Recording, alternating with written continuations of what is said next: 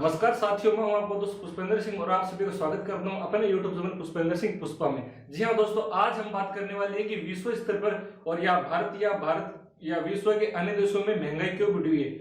UN food and agriculture की महंगाई की रिपोर्ट के अनुसार पिछले 12 महीने में विश्व के अंदर 27% महंगाई बढ़ी है और भारत के अंदर थोक महंगाई 12% बढ़ी हुई है। तो इसकी की पॉइंट्स क्या है, ये क्यों बढ़ी हुई है, जानेंगे आज इस वीडियो में पूरी केस स्टडी के साथ। तो बने रहिए मेरे साथ इसी वीडियो में लास्ट तक और वीडियो को शुरू करते हैं।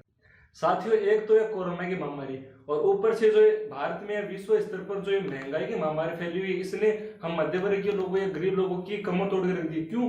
क्योंकि कोरोना की वजह से काफी सारे लोगों का रोजगार छिन गया और ऊपर से महंगाई 27% की ग्रोथ, जो कि अपने आप में बहुत ही बड़ा अपने ऊपर जो इफेक्ट डाल रही है। इसका जो पहला पॉइंट वो है कामगारों या मजदूरों की किल्लत। अगर मैं आपके सामने एक उदाहरण पेश करूं तो मलेशिया में पाम ऑयल का निर्माण किया जाता है, यानी कि हम जो इंडिया में पाम ऑयल मंगवाते हैं मलेशिया से मंगवाया जाता है। तो वहां मलेशिया के अंदर कोरोना महामारी की वजह से मजदूर या कामगार नहीं मिल रहे हैं, जिसकी वजह से वहां पर पाम ऑयल की जो मूल्य है उनमें काफी ज्यादा बढ़ोतरी, जिसकी वजह से उसका इफेक्ट यहाँ पर एफएमसीजी सेक्टर में पड़ रहा है। जैसे बिस्किट, नमकीन या कॉस्मेटिक का जो सामान होता है या घरेलू जो खाद्य राशन है उसके ऊपर इसका बहुत ज्यादा इफेक्ट पड़ रहा है। अगर मैं आपको उदाहरण दूं तो जो खाद्य तेल की सरसों की बोतल 105 रुपए में आती थी, आज वो 210 रुपए की भारत के अंदर मिल रही है।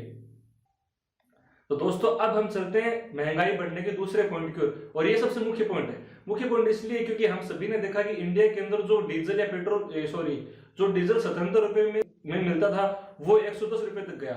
मैं बात कर रहा हूँ क्रूड ऑयल की। जो टैक्स है विदेशों के अंदर जो लगता है या जो उसका निर्माण लागत है उसमें काफी ज्यादा कोरोना की वजह से बढ़ोतरी हुई है। और हम सभी जानते हैं कि क्रूड ऑयल इंडिया में नहीं बना जा सकता, हम उसको सऊदी अरब या दुबई जैसे अरब देशों से मंगवाते हैं। तो उसकी वजह से हमारा जो आयात का खर्चा या जो टैक्स था वो बढ़ गया। और दूसरी बात, वहां पर क्रूड ऑयल खर्चा बढ़ने की वजह से यहाँ पर पेट्रोलियम पदार्थ या पेट्रोल पदार्थ से बनने वाले प्रोडक्ट काफी ज्यादा महंगे हो गए, जिसने हम सभी लोगों पर काफी ज्यादा इफेक्ट डाला है। महंगाई बढ़ने का तीसरा जो मुख्य कारण है वो है समुद्री परिवहन की लागत में बढ़ोतरी। जी हाँ दोस्तों, हम सभी जानते हैं कि जितना भी वैश्विक व्यापार होता है वो समुद्री रास्तों से किया जाता है। जितना भी सामान आयात किया जाता है, निर्यात किया जाता है, या जितने भी बहुत बड़े व्यापार होते हैं, जितना भी सामान विदेशों से मंगवाया जाता है या इंडिया से विदेशों में अन्य देशों में भेजा जाता है, वो सब समुद्री रास्तों से भेजा जाता है। तो समुद्री जो परिवहन है वो पिछले कोरोना की महामारी काफी बढ़ गया है। और इसका कारण ये कि चीन ने ना परिवहन लागत को बढ़ाने के लिए उसने अपने जो शिपिंग जहाज है उनको वापस बुला लिया, जिसकी वजह से जहाजों की कमी हो गई।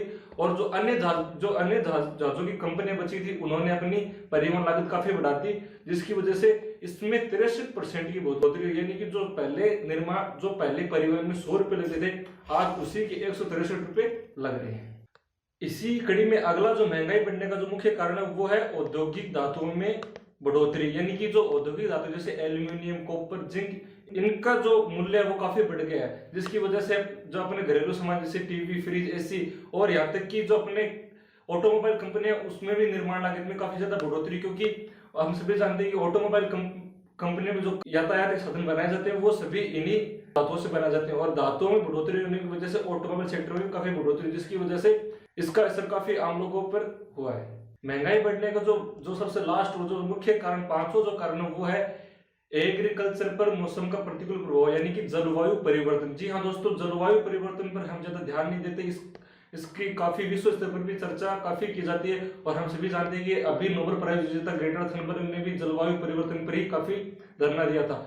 तो जलवायु परिवर्तन का जो हमारा कृषि क्षेत्र पर उस पर इफेक्ट होता है और कृषि क्षेत्र पर इफेक्ट होने की वजह से उसका सीधा असर हमारे राशन पर यानी कि हमारे घरेलू सामान पर आता है। अगर मैं आपके सामने उदाहरण पेश करूं तो आपने देखा होगा कि चीनी की कीमतें पिछले दरों के बजाय इस बार उसकी दरें काफी ज्यादा बढ़ी हुई हैं, यानी कि उसके मूल्य में काफी ज्यादा बढ़ोतरी। उसका कारण है कि ब्राजील के अंदर गन्ने की जो फसल थी वो बन ही नहीं पाई, क्योंकि उसके ऊपर मौसम का प्रतिकूल असर हुआ, जिसके कारण गन्ना ठीक से नहीं बन पाया, फसल नहीं उग पाई। और जिसकी वजह से गन्ना कंपनी में न जाने पाने की वजह से चीनी के स्टॉक में काफी कमी हुई, जिसकी वजह से चीनी का जो मूल्य था उसमें काफी ज्यादा बढ़ोतरी है। तो दोस्तों, ये थे 5 पॉइंट मुख्य। अगर इसका अपन निष्कर्ष निकालें तो ये 5 पॉइंट सिर्फ 3 चीजों के आसपास इर्द गिर्द घूमते। पहला है जलवायु परिवर्तन, दूसरा है समुद्री परिवहन की लागत, और तीसरा जो पॉइंट है वो है क्रूड ऑयल में तेजी। इनके ऊपर अगर हम ध्यान दें तो महंगाई को विश्व स्तर पर कम किया जा सकता है।